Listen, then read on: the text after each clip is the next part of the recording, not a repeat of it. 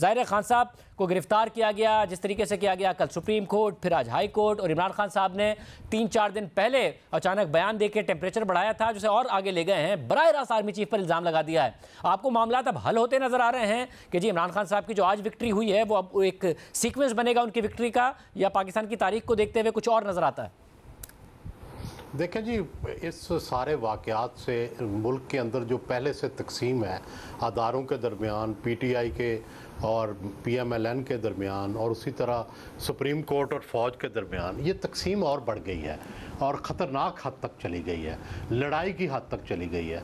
अब तो यूँ समझिए कि जब कोर कमांडर के घर पर हमला हुआ और अस्करी प्लाजा को आग लगी तो उसके बाद हद हो गई है।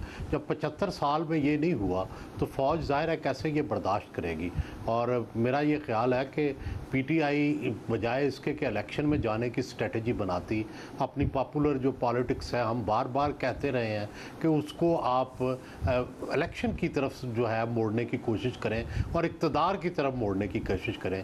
इस सारे वायलेंस की वजह से उनको अब इक़्तिदार मिलना और दूर हो गया, इलेक्शन की मंजिल और दूर हो गई, जमहूरियत और ख़तरे में पड़ गई। अब तो एमरजेंसी लग सकती है, इलेक्शन लेट हो सकते हैं, अब तो फ़ौज का अमल दखल और बढ़ जाएगा।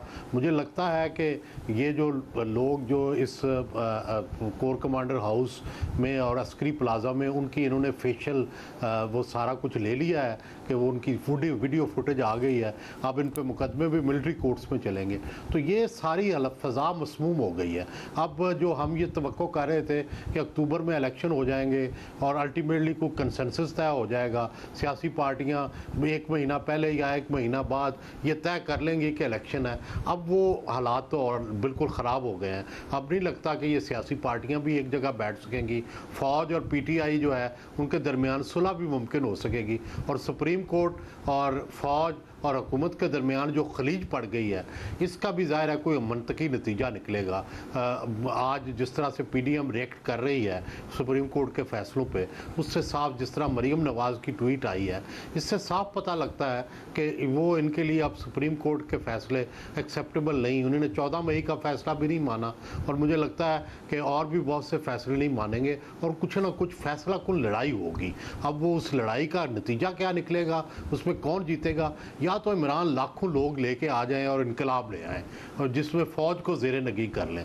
ऐसा तो होता नहीं लगता कि लाखों लोग, करोड़ों लोग उनके साथ नहीं हैं कि तुर्की की तरह वो इनकलाब जो है वो ले आए और फ़ौज को जो है वो शिकस्त दे दें।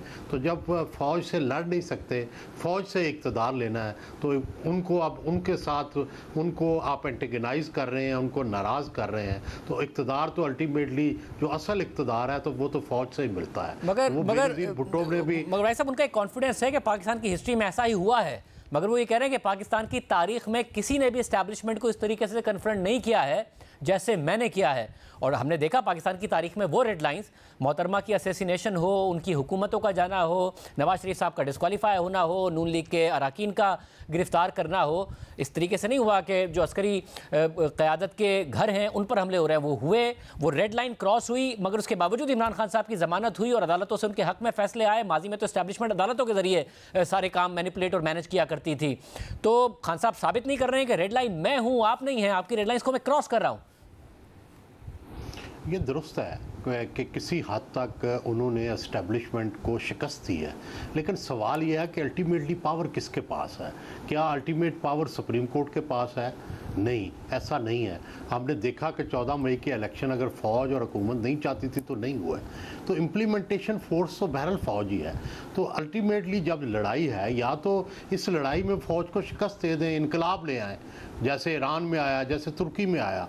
अगर इनकलाब नहीं ला सकते तो अल्टीमेटली फ़ौज गालब आएगी, फ़ौज इम्प्लीमेंटेशन गालब करेगी। वो अभी तक जो ऐसा लग रहा है कि वो अपने जो अदारा है उसमें भी तथहीर करेंगे, और जो सिंपैथेटिक अनासर हैं तहरीक इंसाफ के, उनके लिए मुश्किल वक्त आ गया है। तो इमरान खान जो कि पॉपुलर हैं, जो ताकतवर हैं, जिनके साथ अवाम है, वो बजाय इसके कि इक़्तिदार में जाएं, वो इस वक्त उनके साथी सारे जेलों में हैं, वो मुश्किल में फंस गए हैं। तो सियासतकारी तो ये है कि आप किस तरह से अपनी पॉपुलैरिटी को इक़्तिदार में तब्दील करते हैं। आप देखें ज़रदारी साहब साहब को कि उनके पास कोई मैंडेट नहीं था पंजाब में, वो अपनी चंद जो लोग हैं जो अपोजिशन में बैठे थे उनको वज़ीर बनवा दिया उन्होंने।